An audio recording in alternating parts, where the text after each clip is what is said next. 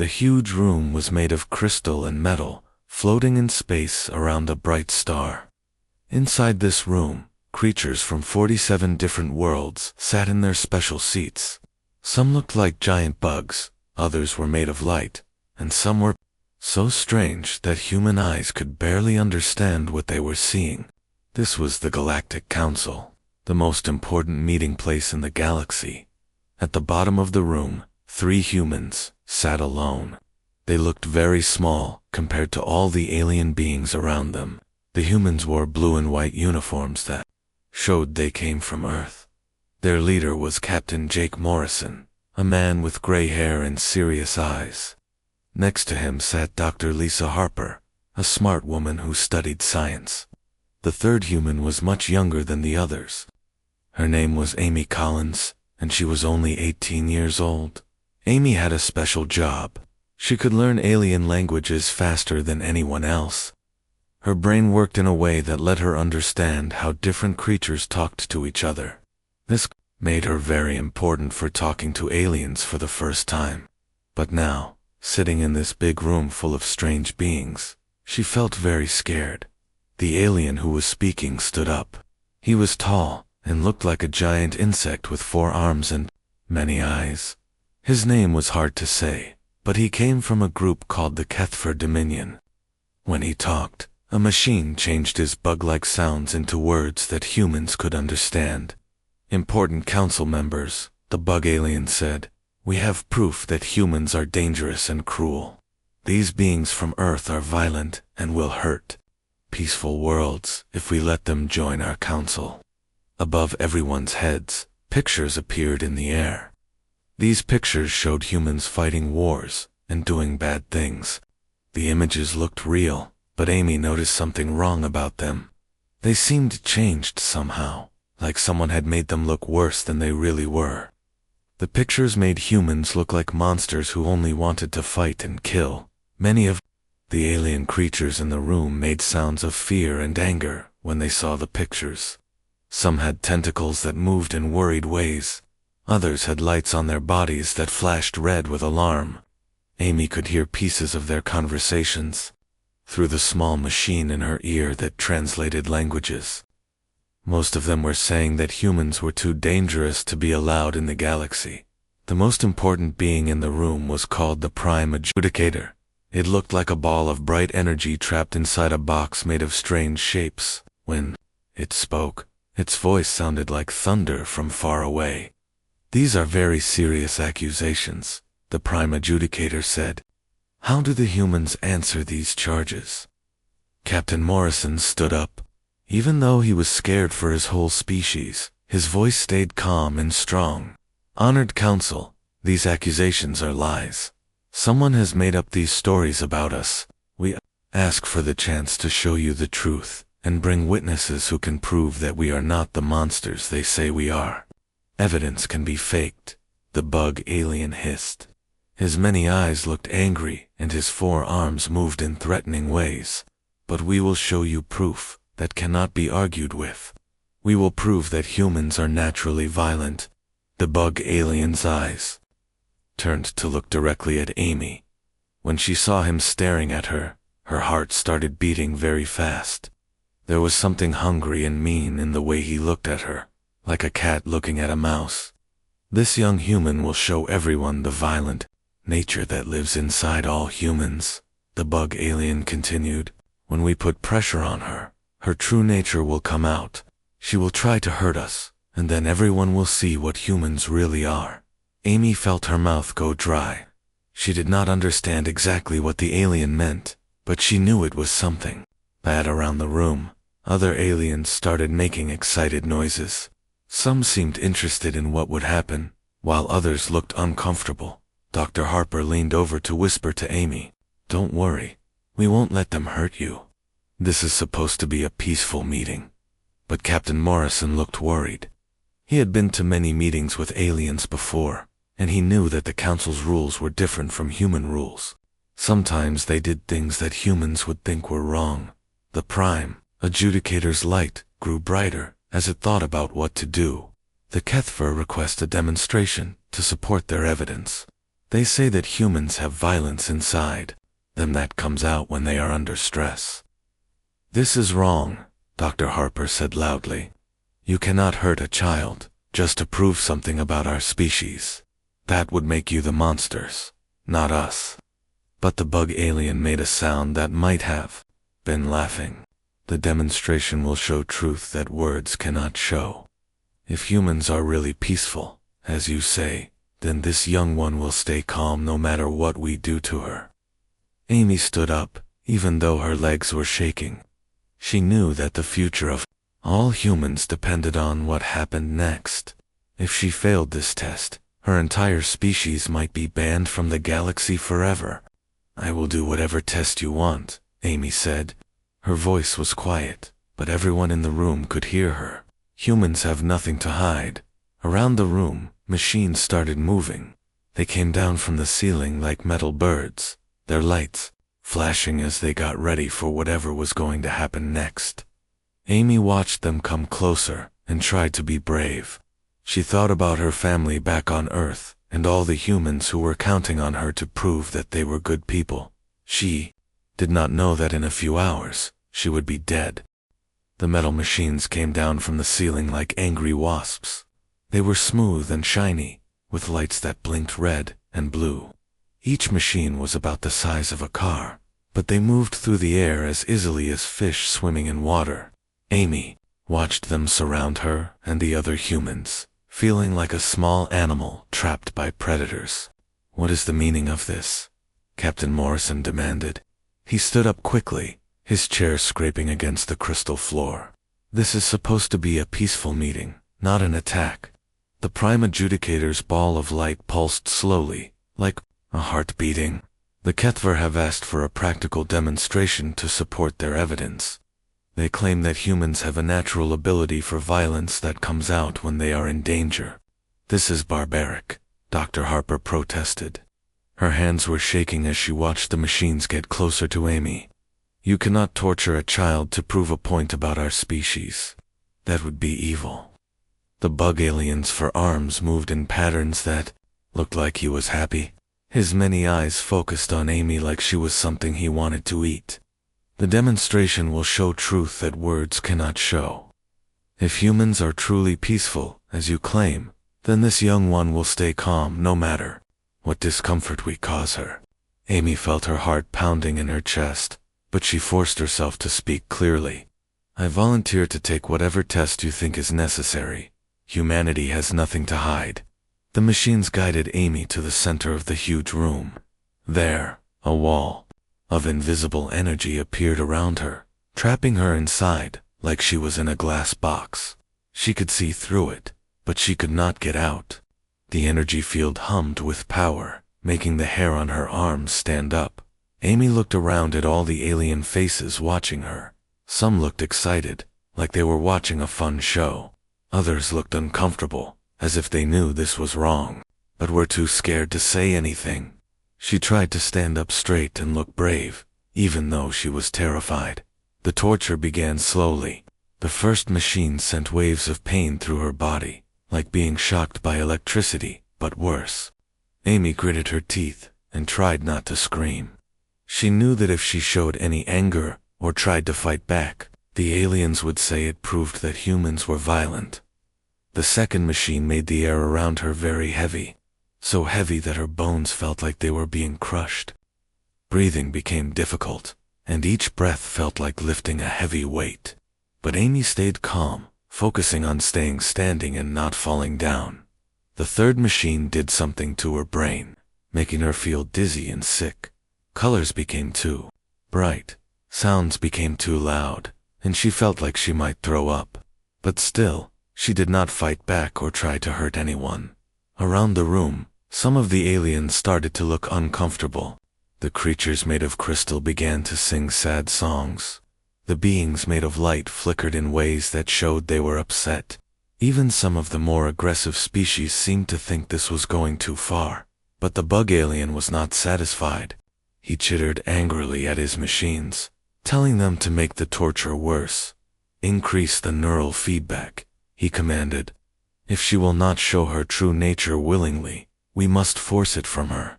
The pain got much worse. Amy felt like her nerves were on fire, like someone was pushing hot needles into every part of her body. She bit her lip so hard that it started to bleed, but she did not cry out. She would not give the HFY the reaction they wanted. Captain Morrison struggled against the energy fields that held him in his seat. "Stop this," he shouted. "You are killing her." Dr. Harper was looking at a small device that measured Amy's health. The numbers on it were getting worse and worse. "Her cellular structure is breaking down," she said urgently. "Her brain activity is becoming dangerous. Please, you have to stop this right now." But the bug alien would not listen. He was so desperate to prove that humans were violent that he did not care if Amy died.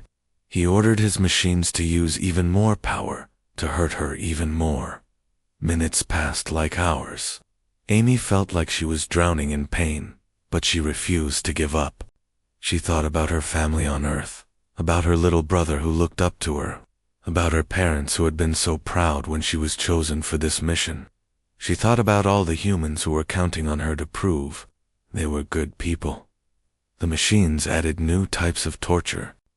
They made her muscles cramp and twist painfully. They sent sounds into her ears that felt like knives in her brain. They made her skin feel like it was burning, even though there was no fire. Some of the aliens in the council started to speak up. A creature that looked like a tree, made of silver, asked if this was really necessary. A being that was just a cloud of gas said it was worried about what they were doing, but the bug alien ignored them all. Amy could feel her body starting to fail. Her vision was getting blurry, and she could taste blood in her mouth. But even as everything hurt more than she thought was possible, she kept thinking about one thing. She would not let hate win. She would not prove that humans were violent, no matter what they did to her. With tremendous effort, she lifted her head to look directly at the bug alien. When she spoke, her voice was so quiet that the machines had to make it louder so everyone could hear. "I forgive you," she whispered. The bug alien stepped back, like he had been hit. Around the room, all the other aliens went completely silent. Here was a being who was being tortured almost to death, and instead of getting angry or trying to hurt her torturers, she was forgiving them. The machines reached their highest power setting. Amy's body shook once, twice, and then went completely. Still, the devices that measured her health showed flat lines across all their screens. Amy Collins was dead. The crystal room fell into a silence so complete that even the humming of the machines seemed to stop. Every alien in the great chamber stared at the still form of Amy Collins, lying motionless inside the energy cage. The medical devices attached to the containment field showed straight lines across all their displays, confirming what everyone could see with their own eyes. The human girl was dead. Captain Morrison's face went white as paper. For a moment, he could not speak at all. When words finally came, his voice cracked with grief and rage. "You have murdered an innocent child in the name of justice. How is this any different from the violence you accuse us of?" Dr. Harper stared at her medical scanner in disbelief. The device showed no brain activity, no heartbeat, no electrical signals from Amy's nervous system. Every measurement confirmed the terrible truth. Her young colleague, the brilliant girl who could speak to aliens better than anyone else, was gone forever. "Amy," Dr. Harper whispered, tears running down her face. "Oh God, Amy." The Prime Adjudicator's geometric form grew dimmer, its bright energy seeming to fade with shock. "The demonstration has concluded. The HFY have proven their point about human nature under extreme stress. They have proven nothing except their own cruelty," Dr. Harper said, her scientific training forgotten in the face of such senseless loss. "This council has allowed torture and murder. You are no better than the monsters you claim we are." Around the chamber, the alien representatives began to react in different ways. Some species started talking excitedly in their strange languages, discussing what they had just witnessed. Others sat in stunned silence, clearly uncomfortable with what had happened.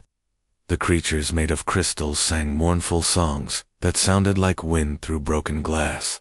The bug alien prosecutor stood, frozen, his compound eyes fixed on Amy's body.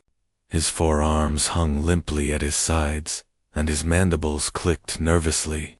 He had gotten the demonstration he wanted, but something about the result felt wrong. The human girl had not shown violence or hatred, even as she died. Instead, she had offered forgiveness. This was not what he had expected. Some of the more peaceful species began to voice their concerns. The silver tree-like beads spoke in a voice like rustling leaves. This demonstration has revealed more about the cat than about humanity. What we have witnessed is not justice, but cruelty for its own sake. The cloud of gas that represented another species pulsed with colors of distress. The young human showed no violence, even facing death. Perhaps we should reconsider what this tells us about their species. But other aliens were not so sympathetic. A creature that looked like living metal made grinding sounds that translated as, "One example proves nothing. Humans are still dangerous and should not be trusted." The arguments grew louder as different species took sides. Some felt that Amy's peaceful response proved humans could be trusted, while others insisted that the torture had not been severe enough to bring out humanity's true nature. The chamber filled with the sounds of dozens of different languages. As the debate raged, Captain Morrison watched it all, with growing anger. These beings were arguing about politics, while Amy's body lay cooling in the containment field. To them, she was just evidence in a case, not a person with hopes and dreams, and a family waiting for her back home. "Enough," he shouted, his voice cutting through the alien chatter. "You want to know about human nature? I'll show you human nature." He stood up, ignoring the energy restraints that tried to hold him in place. With strength, born of rage and grief, he broke free from the containment systems and walked toward Amy's body. "Stop him," the bug alien chittered, but none of the enforcement machines moved. Even they seemed hesitant to interfere with a grieving human. Captain Morrison knelt beside the energy field that contained Amy's still form. He placed his hand against the barrier, as close to her as he could get. "Amy gave her life to show you who we really are," he said, his voice carrying to every corner of the chamber. "She could have fought back. She could have tried to hurt her torturers. Instead, she chose forgiveness. She chose to prove that humans can be better than our worst impulses." Dr. Harper joined him, her medical scanner still showing the flat lines that confirmed Amy's death. "She was 18 years old," she said quietly. "She had her whole life ahead of her. She wanted to be a teacher when this mission was over. She wanted to help human children learn about the stars." The chamber grew quiet again as the aliens listened to the two grieving humans. Some of the more empathetic species began to understand the magnitude of what had been lost. This was not just a political demonstration gone wrong. This was the death of a young person with dreams and potential. The prime adjudicator spoke slowly, its voice heavy with something that might have been regret. "The loss of any conscious being is unfortunate. However, the HFY demonstration has provided valuable data about human responses to extreme stress." "Valuable data?" Captain Moore's voice rose with fury. She was a person, not a laboratory experiment. The bug alien finally found his voice again. The human showed unusual restraint, but this proves nothing about the species as a whole. One individual's behavior cannot represent billions of others. "Then, test me," Captain Morrison said suddenly. "Put me in that torture chamber. I guarantee you will get a very different response." "Jake, no." Dr. Harper grabbed his arm. "Don't give them what they want." But Captain Morrison shook her off. "Amy died to prove we could be better than they expected. But I am not 18 years old, and I am not as strong as she was. If you torture me, I will probably try to fight back. And when I do, you can use that as evidence that humans are violent." He looked around the chamber at all the alien faces, watching him, But remember this. The violence you see in me will be violence that you created. Amy chose forgiveness because that was who she was. If I choose violence, it will be because of what you did to her." The chamber fell silent as the implications of his words sank in. The captain was offering to prove the Kethver's point about human violence, but only by showing how their cruelty could create the very monsters they claimed to fear. Before anyone could respond, Dr. Harper's medical scanner began beeping frantically. She looked down at the device in confusion, then stared at Amy's body in shock. "That's impossible," she whispered. The scanner was detecting something that should not have been there. Faint electromagnetic activity was beginning to appear around Amy's still form, growing stronger with each passing second. Dr. Harper stared at her medical scanner, her hands shaking as she tried to understand what she was seeing. The device was supposed to measure life signs, but the readings it was showing made no sense.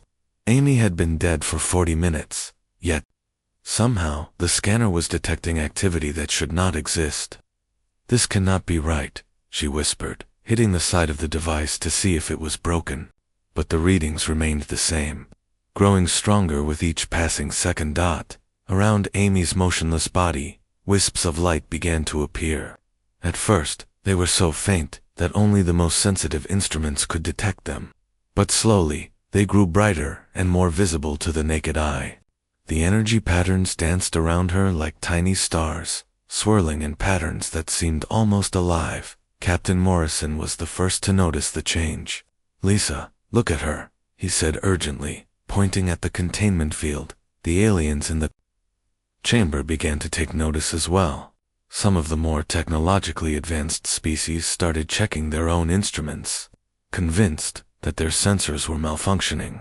The beings made of light grew brighter with excitement, while the crystal creatures began singing in harmonies they had never used before. The bug alien prosecutor stepped closer to the containment field, his compound eyes trying to focus on the growing light around Amy's body. "This is some kind of human trick," he chittered nervously. "They are using technology to create false readings." But the prime adjudicator was scanning Amy with instruments far more advanced than anything humans possessed. "No deception is detected," it announced, its voice filled with wonder. "The electromagnetic patterns are consistent with consciousness formation, but at energy levels that should be impossible for organic matter." The light around Amy grew brighter, taking on colors that human eyes had never seen before. The energy patterns became more complex, weaving together in ways that reminded the watching aliens of neural networks, or the flow of thoughts through a living brain. At exactly 43 minutes and 12 seconds after her recorded time of death, Amy Collins took a deep breath and opened her eyes. The reaction throughout the chamber was immediate and overwhelming.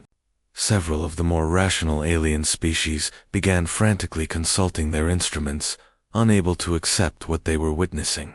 Others with more mystical beliefs fell completely silent, recognizing something beyond their understanding of natural law. The creatures made of pure energy began pulsing in excitement, while the collective consciousness species transmitted waves of amazement to each other.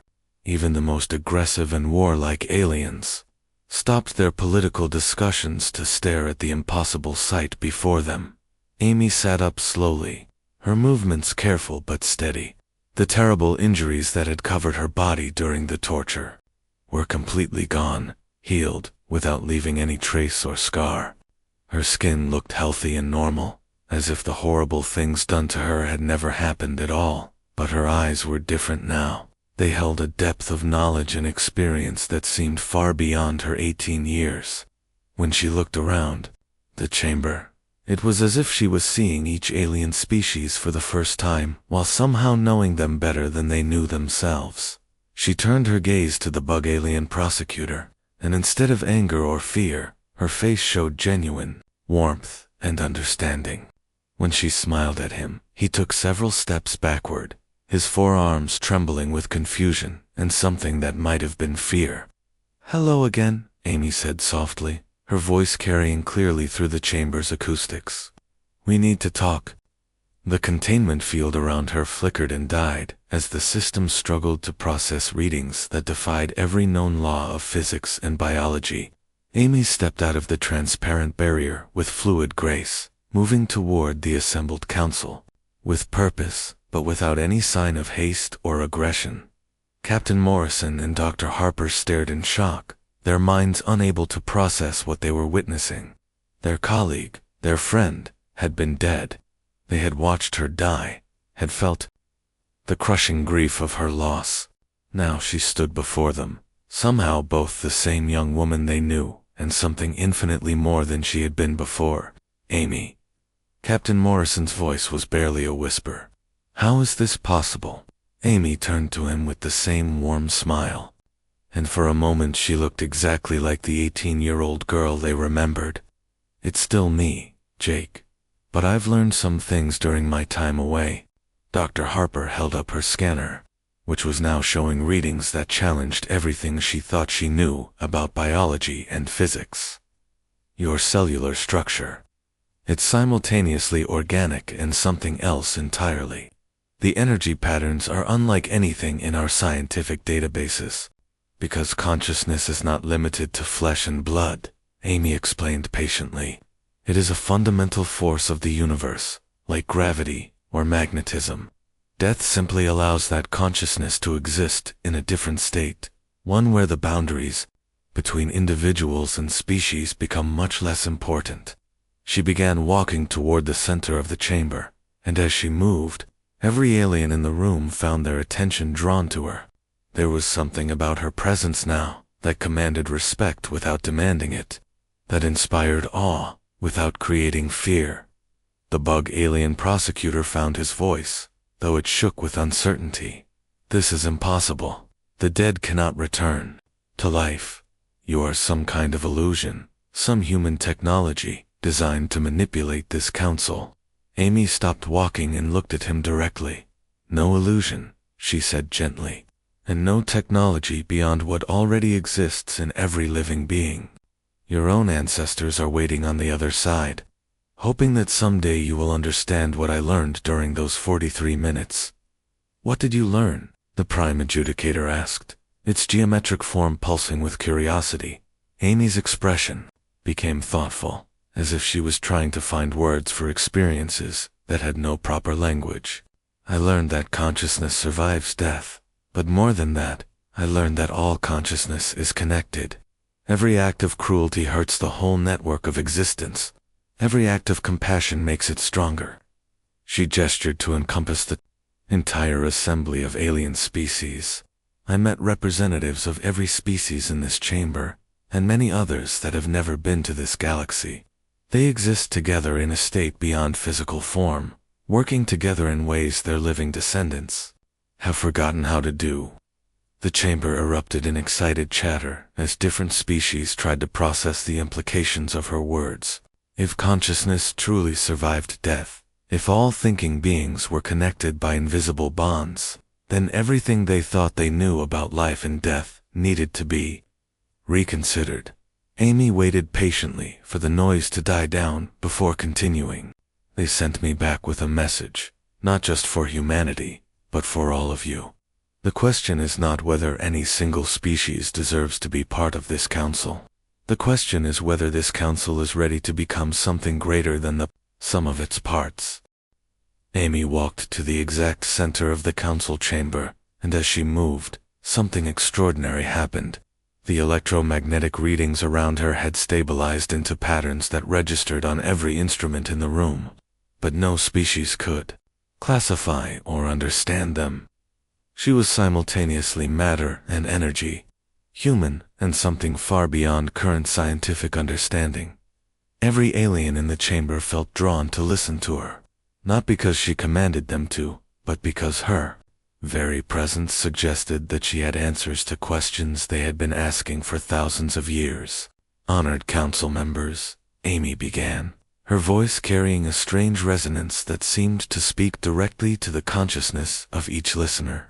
Regardless of their species or how their senses worked, I have returned to share what I learned during my brief journey beyond death. The Prime Adjudicator's geometric form pulsed with uncertain light, its energy patterns showing both fascination and confusion. This event has no precedent in our records. Our instruments confirmed your death, beyond any doubt. By what mechanism have you returned to us? Amy smiled, and for a moment the profound wisdom in her eyes gave way to something that looked like the 18-year-old girl they all remembered. Death is not the absolute ending that most species believe it to be. It is a transition, a doorway that leads to a much broader understanding of what existence really means. During those 43 minutes, I experienced something that changed everything I thought I knew about life.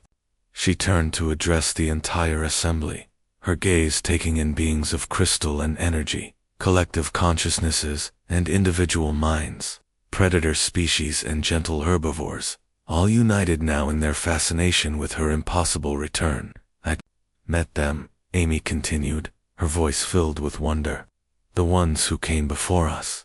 Humans, yes, but also Kethver, Seraphim, Void-touched, and representatives of every species that has ever existed in this galaxy.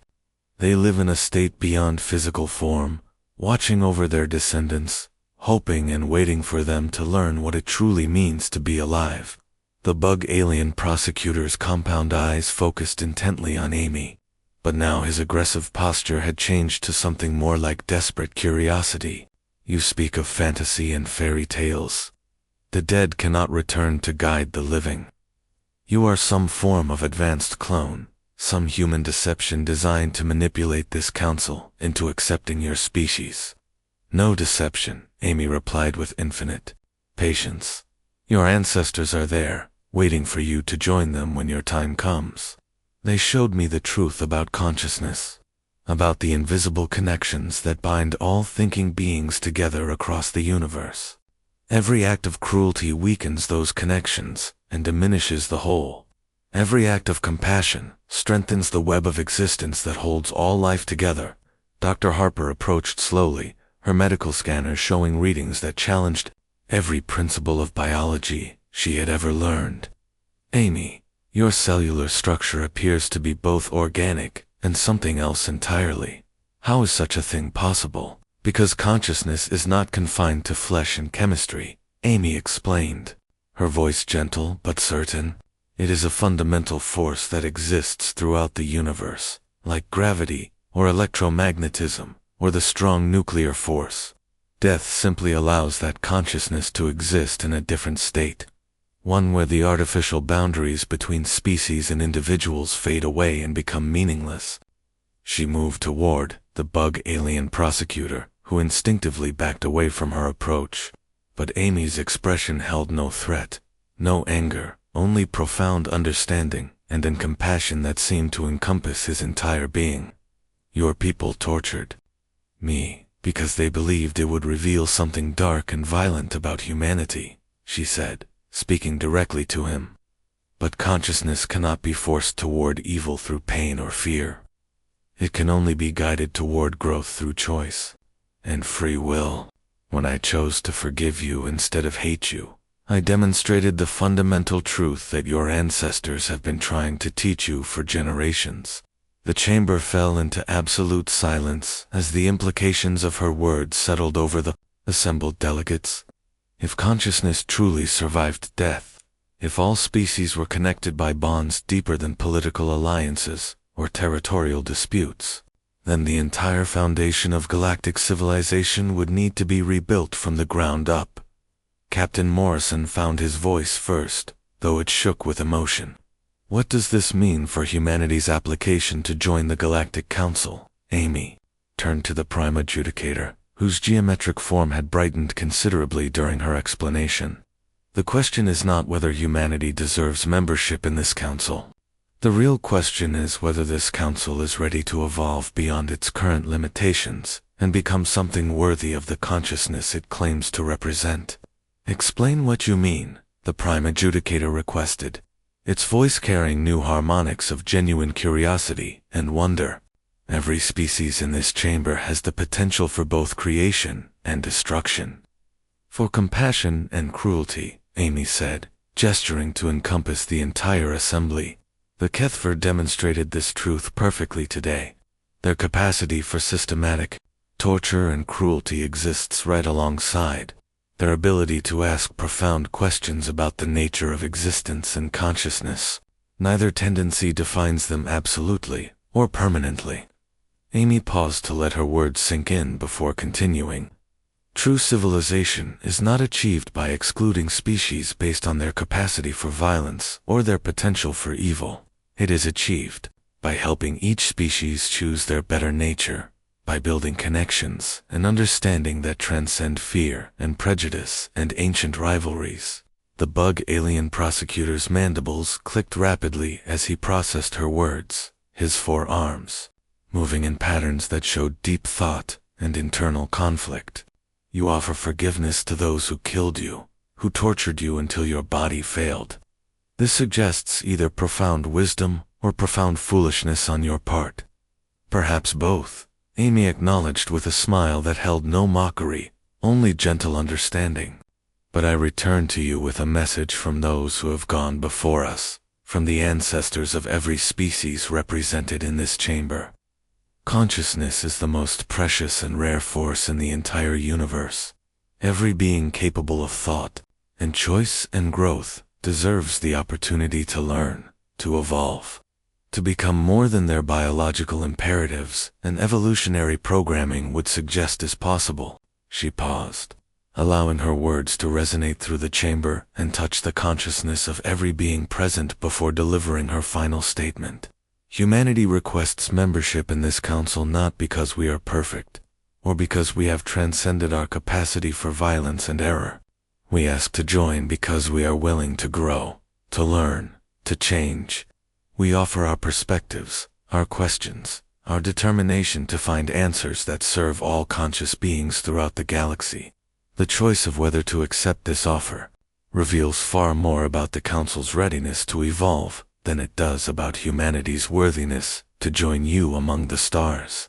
The assembled delegates sat in contemplative silence, each species processing the implications of Amy's impossible return and the profound message she carried from beyond death. The vote that would follow would determine not just humanity's fate, but the future direction of galactic civilization itself.